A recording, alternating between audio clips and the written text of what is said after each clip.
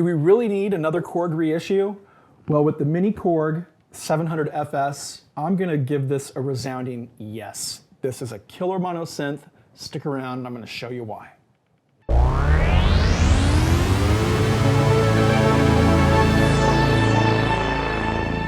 Hello, Internet. Chris Klein here with Alamo Music Center in San Antonio, Texas. And as I stated in the opening, we're gonna talk about Korg's reissue of the 700 FS or the miniKORG, whatever you want to call it. This is the third iteration. This is a fantastic synth, super solid build. You got the wooden cheeks.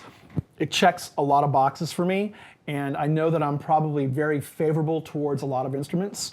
It's because I find uses for everything. But before we move on, I want to ask that you subscribe to our channel if you haven't already, and please look at our guitar, keyboard, piano, accordion and bass channels as well. We've got lots of information that we're producing for you to help us be better informed, better musicians, understanding our productions better, how we can incorporate different types of instruments. We have all kinds of information and knowledge for you. It's all free. Why wouldn't you watch? So let's dive into this with a somewhat quick demo, and we're going to get into all the different parameters, why it's laid out the way it is, the added functionality that didn't exist in the original version from 1973, and we're just going to do a little bit of exploration, and we're going to hear, once again, I know, I'm sorry, really bad keyboard playing from me. So let's jump into the new miniKORG. So here we are with the miniKORG 700S reissue, and you know, as I stated before, there are lots of upgrades, added features that we didn't have in the original miniKORG 700. You know, we can save patches, for instance. We can save up to 14 patches using the bank right keys up here. We also have MIDI. We have an Arpeggiator. Gosh, there's so much. There is CV and gate in on the back, so we can actually control this via other modular sources or other control voltage sources and gate sources. There's just a lot more that this offers. We also have the pitch bend here in mod A and mod B, and we're going to get in all that. The layout is really, really unique, and you know, it's nice that everything is color-coded. And while you can't see the panel that's facing me all that well right here, there are color codes on here as well that are influenced by the different switches and sliders that exist over here too. And I'll explain that as I'm going through it. For those of you that are wondering why the panel is set up the way that it is, most of the controls that is, a lot of keyboardists back in the 70s would have their synth on top of an organ or maybe a Fender Rhodes or something of that nature. And instead of them having to reach up and over the keyboard, the manual keyboard, they could actually switch things because the controls were basically staring them in the face, which is a great way to address the situation. Now, of course, the miniMOG has the panel that turns up, that can angle up. This, it's just in a fixed position.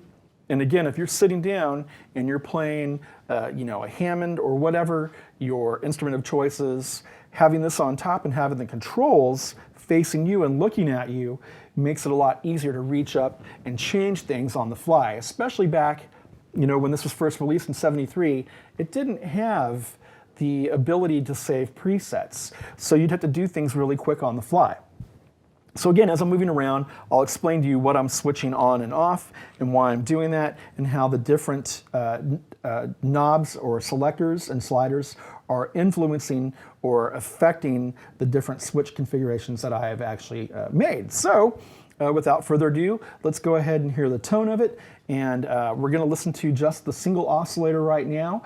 I'm not going to engage the other oscillator. This does have two oscillators. The first iteration of this only had one. The second had two that you could use to blend and create intervals or, you know, thicken up the sound by detuning it a little bit. This one also has the two oscillators, but we're just going to listen to the one for right now.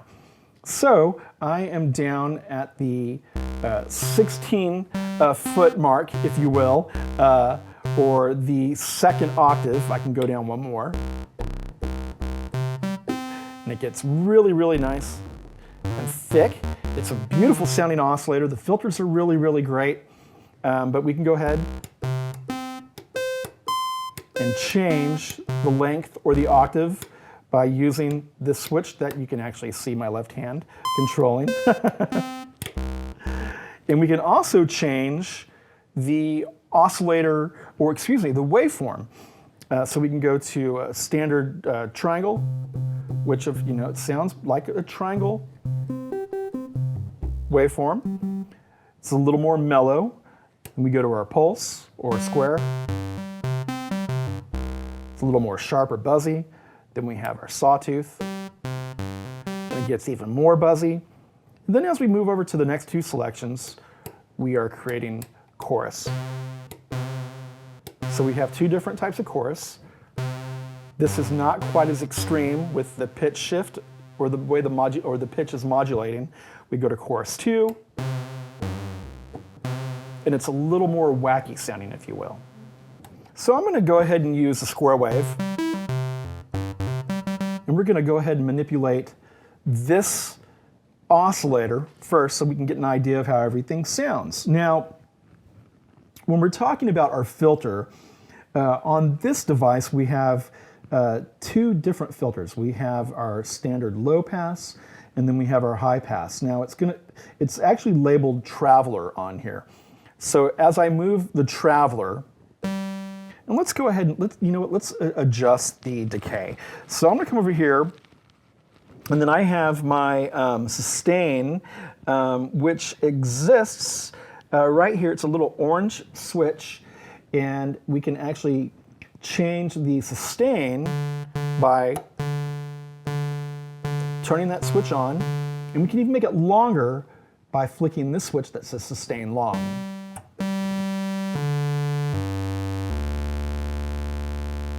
And it's really, really long, right? And then if we want to adjust the attack or the decay, we have two sliders right here that are orange. Now the attack slider says attack and then slow at the bottom. So as I adjust it, you will notice that the attack becomes longer and longer. Let's bring it back up to the top. So we have the fastest attack. And then percussion is just another name for decay, right? And it does become percussive, right?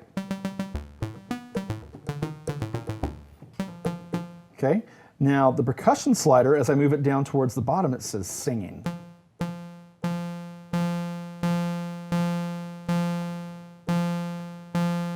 So it also influences the way the sustain is going to react as well, right? Now let's go back over to our Traveler faders. Now once again, the top one is our standard low pass, while the bottom is a high pass.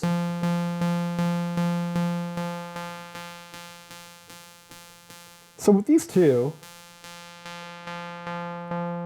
in conjunction with each other, you can essentially create, well, a bandpass filter, right? And you use them together, which is kind of nice. It's two filters, but they can serve the purpose of a third filter if you like, which is really, really cool.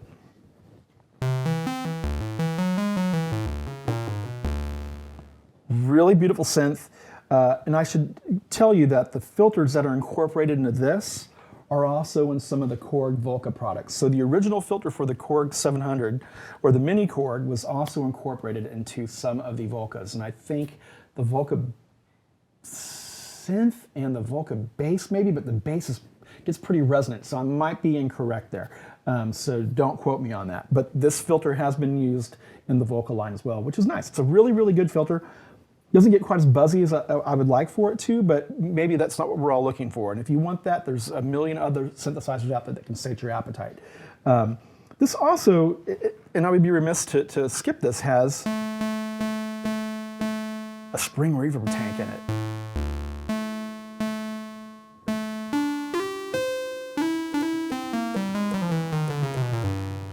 which is an added bonus. So, what else can we do to manipulate the envelope or the amplitude envelope on here? So let's go ahead, the sustain is on. Let's go to sustain long. And then of course I have all these switches over here, right? Now the red switches are going to be associated with what's happening with our modulation, right? So I've got one that says expand and one that says bright. So it's not doing a whole lot except it's adding another level of a filter, right? So let's go to bright. Now with that, we get a little more buzzy, don't we? It's kind of nice, okay? We've made it a little more mellow. I'm turning it off. Oop, I just turned my sustain, excuse me. So bright, and then expand.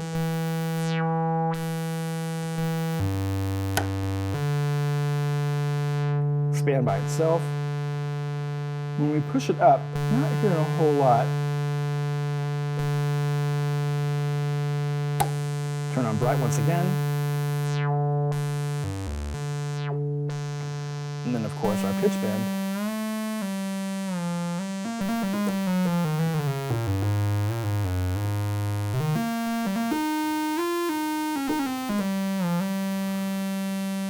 So let's go ahead and disengage those. Our sustain is still on. As we move over, we have another switch. It's blue. It's called bender. And as you can see, it adds kind of like a portamento circuit, so it kind of bends up to the note.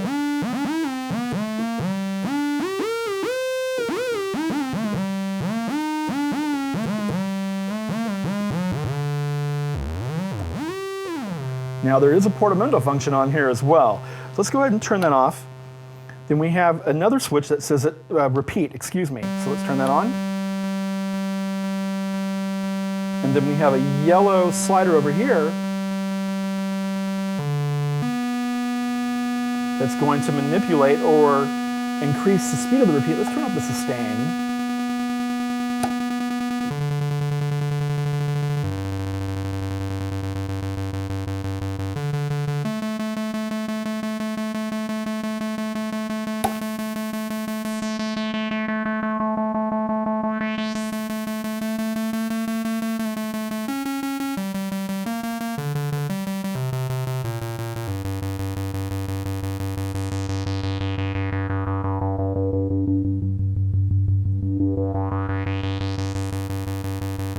Now, the repeat function can also be used with an arpeggiator. And I had mentioned that there is an arpeggiator built into the miniKORG, this new iteration of the miniKORG.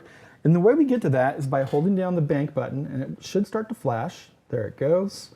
And then we turn on our repeat, and then we select one of 7 different arpeggiator modes. Now, 1 is just a repeat, but if we go to 2, you can see what's happening. So it's up, moving up.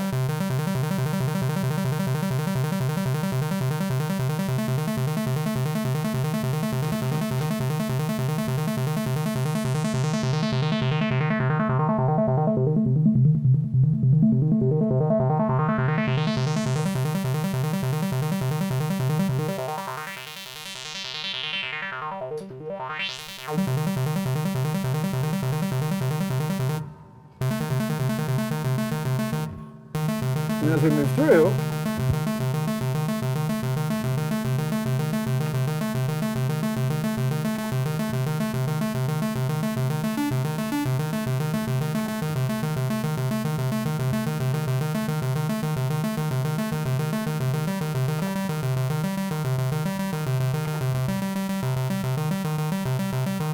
so we have different variations of up, down, up and down, random. And you know, I don't know if you can actually program your own arpeggiator patterns in here. I don't recall having seen anything about that. That would be cool if they maybe added that into a firmware upgrade to where you could actually create your own art patterns. And again, it could be in here, but I don't recall seeing that. So if it does exist in here, let me have it down in the comments below. I can take all the abuse you want to throw at me. I'm totally cool with that. So let's go ahead and turn that off. Let's turn the repeat off. Now we also have vibrato. And the vibrato is going to be controlled by turning on the switch here. Again, I'm sorry that you can't see this front panel. And then we also have two sliders for speed and depth. So let's turn the depth way up.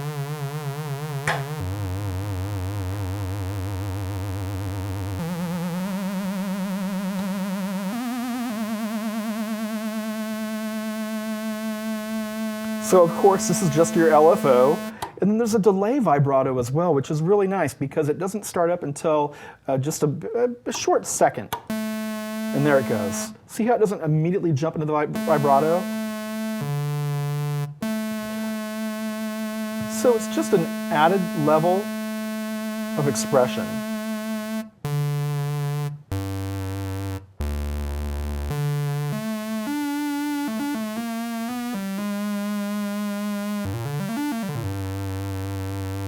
And then we have portamento. And portamento also has to be turned on. There is a green switch with a green slider. The vibrato actually has blue switches and blue sliders. So let's go ahead and turn the portamento on.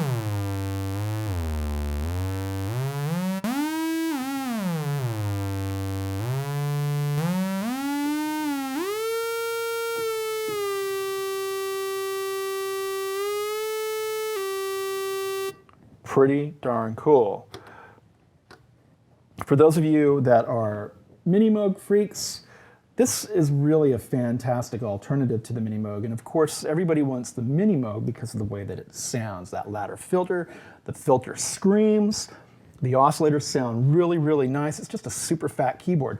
But this has so many options in it, and it does have a slightly different tone altogether that I think could be an interesting alternative for some of you that really, really want a mini, but you don't have the money to shell out for it. Now, this in itself is not that cheap. It's right around $2,200, but it also comes with a beautiful case, and you have MIDI and all kinds of other options, and of course, the miniMOG reissues did too. All I'm saying is that this is a really, really great option, and I think that this is going to be very successful for Korg. I certainly hope that it will be. So we've gone through pretty much all the basic parameters at this point, but we haven't listened to the other oscillator yet. And the way that we can do that is we have this switch right here that says effect. Now we've incorporated the other oscillator into the mix. And we can blend the static oscillator or the fixed oscillator with the other oscillator.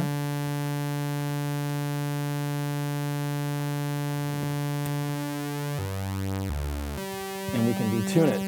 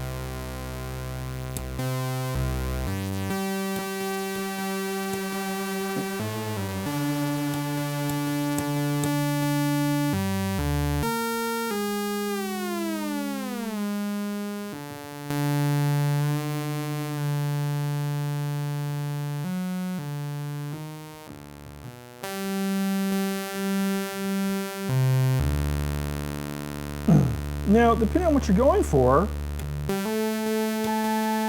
going to find that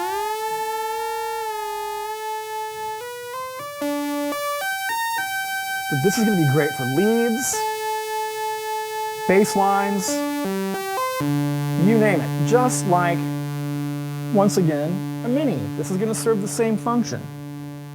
The same functions, excuse me. And we can blend the oscillators. Right? But we can also change how the oscillator is being used by switching into different modulators.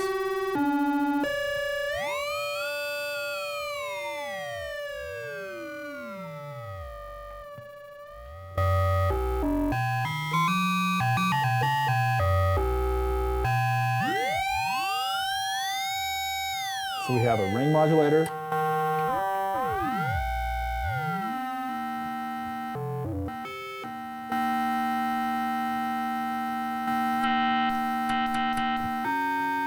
It's fun to hear how this actually influences the modulator now.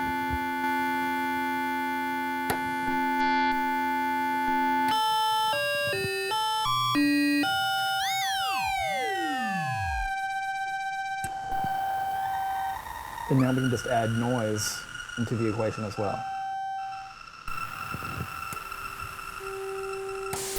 We have two different types of noise.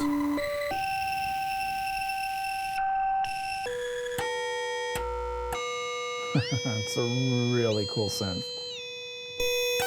Or we just go back to duet, where we're actually using the oscillator as a pure oscillator.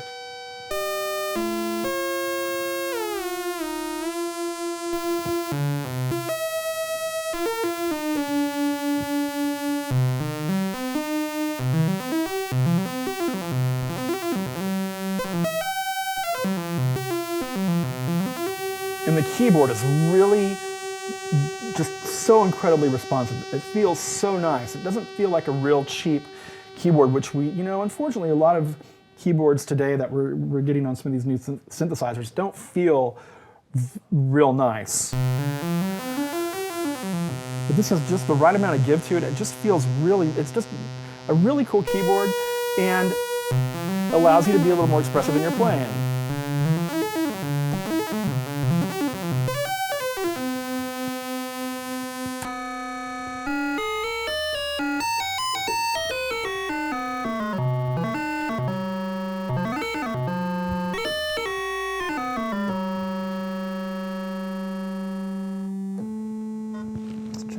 Oscillator again, or the waveform, excuse me. So now,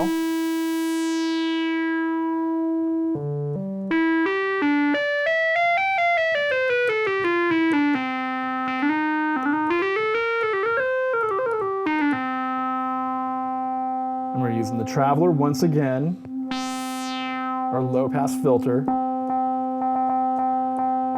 Let's change the attack. Add a little bit of spring reverb. And now we're going into 70s instructional film mode.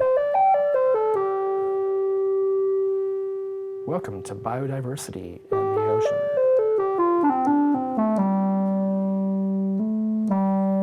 So it's a very flexible synth, lots of options. You can sit here and tweak it all day long. You're never going to run out of ideas or inspiration. And you also have the ability, once again, to save your patches. Only 14, but still, that's 14 more than most monophonic analog synthesizers, at least vintage ones, which is a superb option, especially if you're out touring and you need to have fast access to different things. You can just dial things in, save it, and you're ready to rock.